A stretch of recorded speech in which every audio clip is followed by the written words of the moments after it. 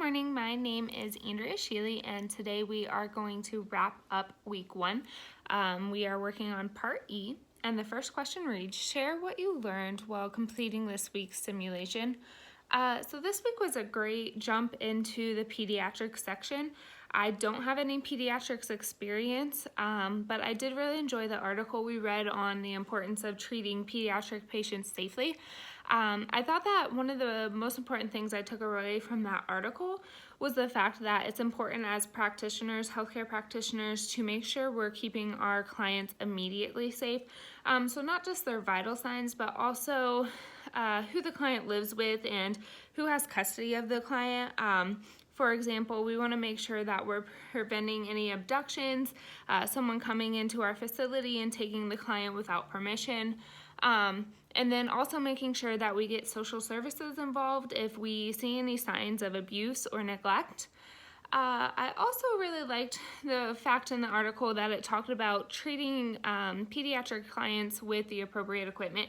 And if you don't have the appropriate equipment, then maybe that client would be better suited at a different facility. Sometimes, unfortunately, healthcare can get into a world of money, and clients who have more significant diagnoses may be treated at our facility, even if we really don't have what it takes to treat that client. So just making sure that if we're going to treat a pediatric client, we are the most appropriate facility for that client. So then the next question reads, why is it important to share with the parent or guardian the purpose of the activities that were seen during the occupational therapy session? So for one, the parent is part of the interdisciplinary team. It is their right to know what is going on with their child, and they do have the right also to refuse and say they don't want certain things occurring with their child. They do have the ultimate permission of what does go on with that child.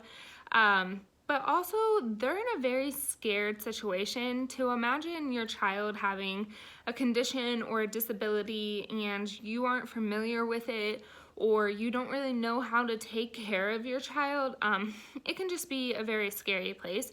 So it's important as practitioners that we're really making sure we're educating, but we're talking to our parents very kindly and empathetically, and making sure that they understand that we're not there to judge them, we're there to help them and to help provide the best quality of care to their child that we can. So the third question reads, provide an example of what you would say to a caregiver, parent, or guardian as to what occupational therapy is.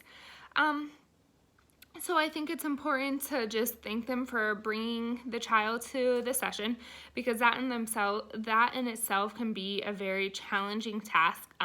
Anything that's new for the client or out of routine or out of schedule can be difficult for children. So thanking them for bringing their child to the session and just educating them that we're going to work on things to help make your child as independent as possible with their daily tasks that are important to them and to you. If it's important for your child to be able to dress themselves, that is something we're going to work on. If it's not that important, you don't mind getting your child dressed, but you really need them to be successful in school, we're going to work on their handwriting. We are just here to support the client in being successful in all the activities that they need and want to do throughout their day. The fourth and final question reads, how would you answer the question? So occupational therapy is like physical therapy and speech therapy. If my child is doing PT, then why does she have to do OT? So we get this a lot, and we totally understand that sometimes it might look like physical therapy and occupational therapy are working on similar goals. However, in occupational therapy, we're definitely working on the child's function. We want them to be able to perform the activities that they need and want to do throughout their day.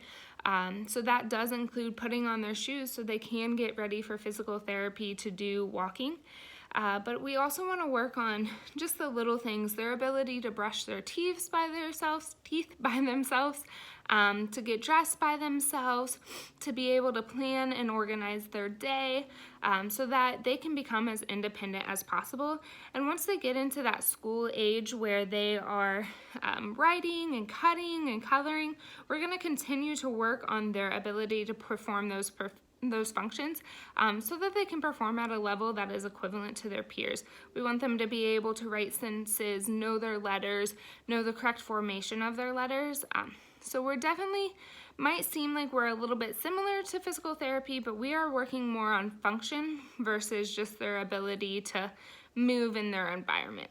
Thank you. Have a great day.